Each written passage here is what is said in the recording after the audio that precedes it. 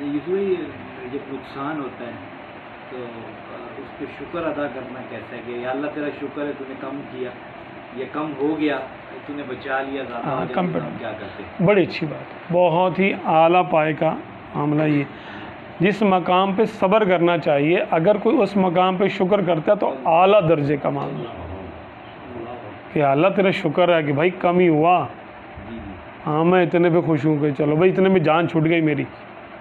یہ اور بہتر ہے۔ یہ بہت بہتر ہے، بہت بہتر ہے یہ، بلکہ صفت بہت اچھے لوگوں کی ہے، اللہ کے نیک بندوں کی صفات ہے۔ ایک میں نے چیز سیکھی ایک بزرگ سے، تو میں نے گاڑی ہم چلاتے ہیں آپ کو پتہ لگ جاتی ہے یا بچ جاتے ہیں، کبھی کبھی کھڈا آ جاتا ہے، تو جب میں اس سے نکل کے بچ جاتا ہوں تو میں کہتا ہوں یا اللہ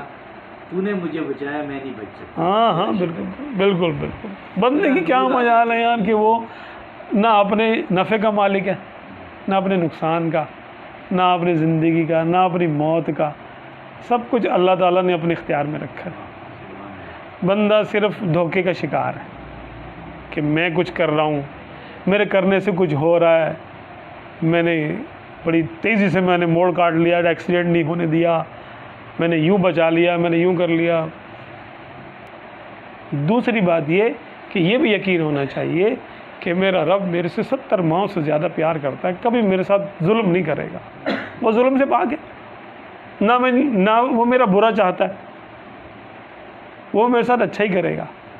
اور وہ میرے ساتھ اچھا ہی چاہتا ہے میرے حق میں، تو جو ہوا بہتر ہوا، تو بہتر پہ کیا کہا جائے گا؟ شکر ہے۔ صبر تو ہم دیکھا جائے تو حقیقی معنوں میں مصیبت تو کوئی ہے ہی نہیں ہمارے لیے، مسلمان کو مصیبت سے کیا واسطہ بھائی؟ مسلمان کو تو جو نعمت ملتی ہے شکر کرتا ہے، جو نعمت جاتی ہے اس کا بدل اس کو دنیا میں بھی ملے گا اور آخرت میں بھی ملے گا، تو یہ تو ڈبل ہو گیا اس کا معاملہ، شکر کرنا چاہیے۔ تو اگر کوئی نعمت یہاں چلی گئی ہے، ویسے اللہ سے عافیت مانگنی چاہیے، ہم اللہ سے عافیت کا سوال کرتے ہیں، حکم یہی ہے، لیکن اگر کوئی نعمت چلی جاتی ہے الامان والحفظ، تو حقیقت اگر دیکھی جائے تو اس کا نعمت بدل اللہ تعالیٰ یہاں بھی دیتا ہے اور وہاں کے لیے اسٹور بھی رکھتا ہے، تو اس کو تو ڈبل چیز مل گئی۔ تو صبر کا مقام ہوا یا شکر کا مقام ہوا؟ صبر کا تو مقام ہی نہیں آیا ہمارے پاس، سمجھ لو، اگر اس زاویے سے دیکھا جائے اس بات کو،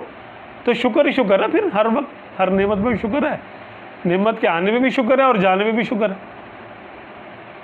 تو آپ صحیح کہہ رہے ہیں کہ جب جس معاملے سے ہو، یعنی اگر کوئی نقصان ہوتا ہے تو ہم کہتے ہیں شکر ہے مولا